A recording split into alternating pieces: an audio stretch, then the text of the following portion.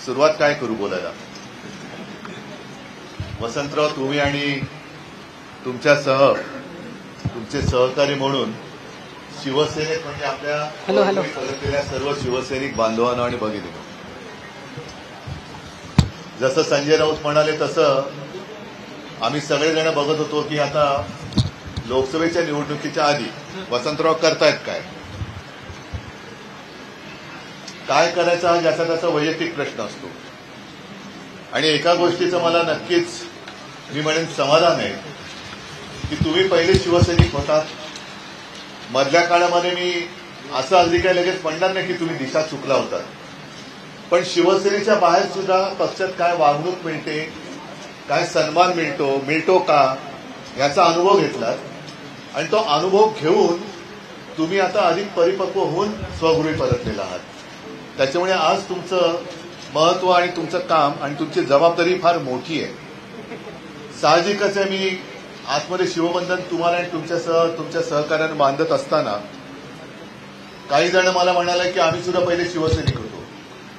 मग आता तुम्हाला सगळ्यांना शिवसैनिक होतात आणि शिवसेना सोडल्याबद्दल शिक्षा तर झाली पाहिजे आणि ती वसंतरावांना पण झाली पाहिजे, हो की नाही? बघा आता हे सगळे म्हणतात हो शिक्षा झाली पाहिजे की नाही. अरे हो की नाही, तुम्हाला पण मिळणार शिक्षा. आणि शिक्षा हीच आहे की पूर्वीपेक्षा कित्येक पटीने मला पुण्यामध्ये शिवसेना वाढवून पाहिजे. ती वाढवण्याची जबाबदारी ही. शिक्षा हा गमतीची शब्द आहे, तो तसा आता घेऊ नका, पण ही जबाबदारी म्हणून घ्या. कारण जरी पुण्यातनं तुम्ही आला असलात तरी गेल्या कालच्या लोकसभा निवडणुकीने महाराष्ट्राने नाही म्हटलं तरी देशाला एक दिशा दाखवलेली. जी लोकशाही आपली धोक्यात आणली होती, संविधान धोक्यात आणलं होतं, त्या संविधानाचा रक्षक म्हणून शिवरायाचा महाराष्ट्र पुढे सरसावला. आणि आपण जे नेहमी म्हणतो की महाराष्ट्र हा देशाला दिशा दाखवत आलेला आहे, ती दिशा महाराष्ट्राने दाखवली. आता ती होती ही लोकशाहीची आणि देशाच्या संविधानाच्या रक्षणाची होती. आताची लढाई जी होणार आहे ती गद्दारी, खोकेबाजी आणि लाचारीच्या विरुद्धची लढाई होणार आहे. महाराष्ट्राच्या अस्तित्वाची लढाई होणार आहे. आणि पुणे म्हटल्यानंतर पुणे क्रांतिकारक, विचारवंत हे सगळ्यांचं विद्येचं माहेरघर आहे. त्याच्यामुळे पुणे हे उद्याच्या सत्ता बदलाचं केंद्र असलं पाहिजे. आणि पहिला सत्ता बदलाचा जो काही पाया आहे किंवा खडकवासल्यातनं आणणं म्हटल्यानंतर खडक आहे, तो पुण्यातून सुरुवात झाली पाहिजे त्याची.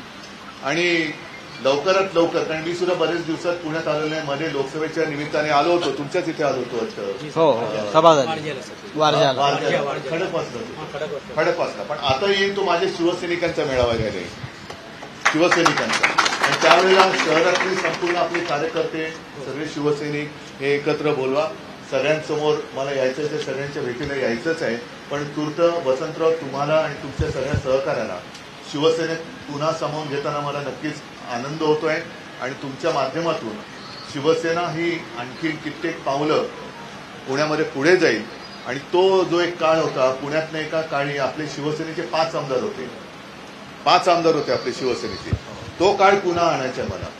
पुन्हा पूर्णपणे शिवसेना आणि भगवामय करायचं आहे. आणि तो भगवा तुम्ही सगळे मिळून तिकडे फडकाल ही खात्री बाळगतो. शुभेच्छा देतो.